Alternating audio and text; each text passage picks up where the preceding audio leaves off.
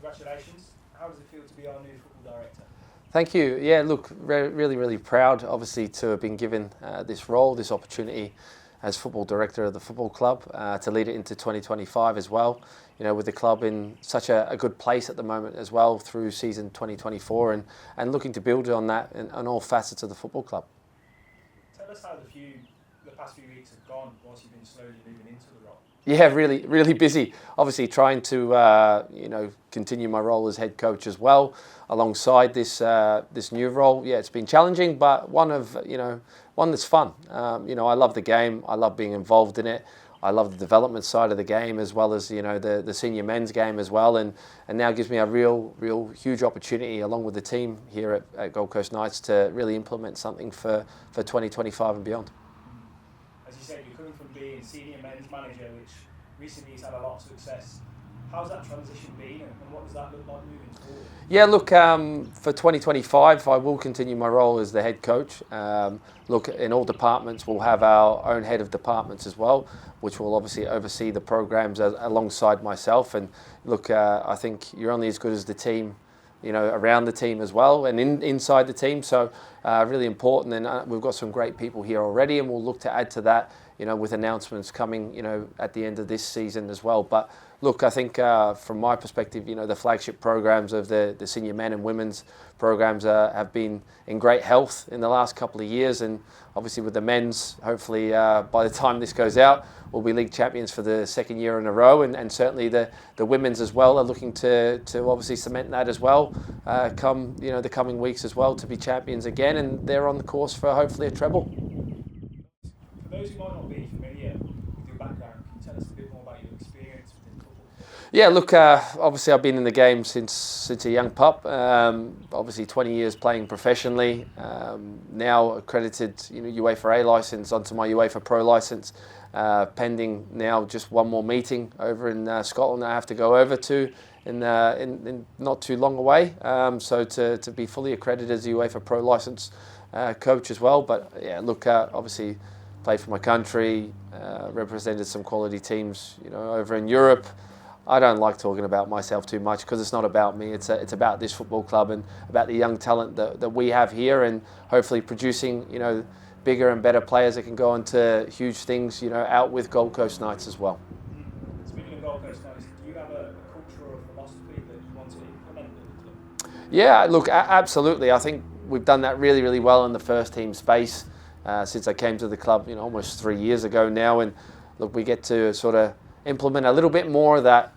We've touched, and little bits and pieces, particularly within our senior academy, with Paul Montgomery, my assistant coach, being involved heavily with that in his first year with the under-18s, and now obviously been head of the junior academy for 2024 as well. So we're implementing a lot of things, certainly on the football pitch, but I think the collective view for the club going forward is we can do these things on the field, but what are we doing off the field? And we have to ask a little bit more questions of, our members and also our players, of what are we actually doing away from here as well as when we're here, to become, the fully fledged, footballer that they want to be. They have to be the fully fledged athlete as well. So we have to start looking into, different things and different areas of how we can improve, things at our football club on that side as well. Upon improving things at the football club, there are a lot of elements to the role, obviously, I assume. Do you see any that are key priorities? Look, I think most certainly, along with, aligning with Football Queensland's, equaliser. I think that's huge for this football club. We've seen the women's program obviously start in 2023, and it's, hugely growing in that time. In 12 months, we've 50%, growing over that period, and we'll look to do that again, going into, season 2025 and growing our program even bigger, with Football Queensland's obviously help. At the moment we're looking to try and grow into, one of those tier 2 or tier 1 academies. But that will be all based on, Football Queensland's regulations, and if we can hit those participation numbers. But that's certainly the target. Our women's programs, senior-wise, is hit, the extremes that we didn't expect to be so quickly. But, Gary French and his team has done an awesome job within that program, and, we'll be an NPL side next season as well, which is something to be proud of, in such a short space of time that we've managed to achieve that. But we're certainly looking to grow, in numbers, within the, our youth products as well, within, the women's game also. And obviously what aligns with that is now that, we've actually secured the Club Changer 2 tier as well, which is one of only 3 clubs in Queensland to have achieved this at this moment in time, which is a huge success to, like I said, the team behind the team to have achieved this thus far. And a lot of that's down to obviously the financials and the infrastructures, and I won't bore you with it, but there's a lot of facets that go in that to actually, through your application process to actually achieve that. So to have achieved that now and be one of only 3 clubs in Queensland to have done so, and we'll look to go and achieve more and hit that tier 3 as well. But a lot of that comes around with the women's football as well, but not just, obviously I've touched on the women's game, but our senior academy is doing ever so well. We've had so many successful product lines already this year with 27 players in Football Queensland's TSP program, and 17 of those guys actually going to the representing Queensland at the National Youth Championships this year. We've had another huge story of success with David Belongi obviously making the Joeys, which is almost an unheard of story for a young player to get into a Joey's team from, an NPL side. Usually they're picked from those A-League sides or the A-League youth sides. So what a wonderful story that is. JJ Lott with Samoa under-19s, Shelby McMahon, a product of the Gold Coast Knights as well, moving on to Melbourne City Youth. So, you see all these things. Aaron Reardon moving from, Gold Coast Knights. Yes, he's with us again, but, getting that opportunity to go and play in the A-League as well. And there's certainly a lot of other players within our senior men's that are getting, looked upon right now from A-League sides. So, look, the future's, bright and positive and brim for us, but we've really, really got to go and hit the ground running for 2025. And all I see is improvement. I don't stand still. I never want to stand still as an individual or for us as a club. I always say that to the senior men's group. You're only as good as your last performance. So, but you can't dwell on that as well, because everyone moves quickly. So we've got to move quickly with it. So that's where I'm at with the challenges ahead for this football club. Gold Coast Knights obviously have huge ambitions.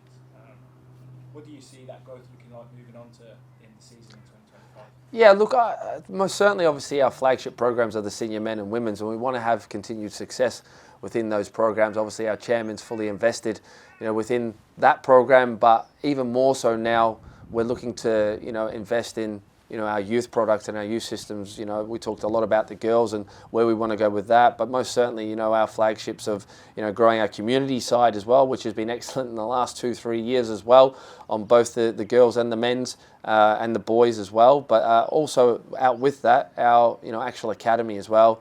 SAP's had a wonderful season. Our under-12s have only gone just down to the Sydney FC Cup and won that also. And then if you look from under-14s to under-18s this year, 3 of those teams have secured final spots already. And if you were to tally all the points up from those 4 teams, which looks good for us, we're probably number 1 on that list at this moment in time. So that may change. So just hold this space, because obviously when this comes out, a few people might question that. But look, we're in a great position right now, but we really, really need to drive that. My ambition is to obviously make this club even more professional than what it is at the moment, bring my experience with that from where I've come from before that. And like I said, deliver a full package, not just say that we're going to deliver something, but actually do what we intend to deliver. I think that's something that sometimes in our NPL land can go disappearing. There's a lot of things on paper, but we aesthetically have to show that to our members, to our stakeholders, and make sure that we're actually, improving these young talents and giving them a pathway, because that's always the biggest question now in Australian football. Where is the actual pathway for these young players? So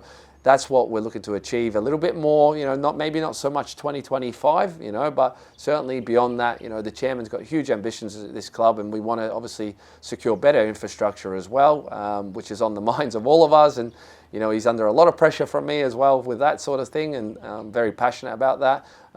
But, the place is in top hands in terms of the chairman's fully right behind this football club, and it's exciting to have him, and he's a big reason of why I'm here and, wanting to be a part of this. Typically, in a football club, the relationship between a football director and a senior men's manager is, it has to be a good one. Yeah. You're kind of an all-in-one. Yeah. So. Yeah, I am at the moment, for sure. But look, I think it's really important for me that, people will probably question as well. It's a lot of work. I'm a workaholic. My wife certainly says that, and sometimes I get in trouble for that. But look, I'm passionate about it.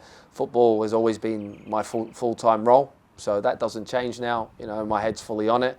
You know, I'm very passionate about seeing others succeed here. You know, and that's where now I get the opportunity to do that more so, and implement things as well. And in terms of, you know, system of plays and style of football, and obviously having, you know, our identity, you know, and sort of sticking with that now over the coming years. I think that's really, really important that we now nail down, you know, who we are and what we are, and we'll certainly see that in 2025. You have my guarantees on that.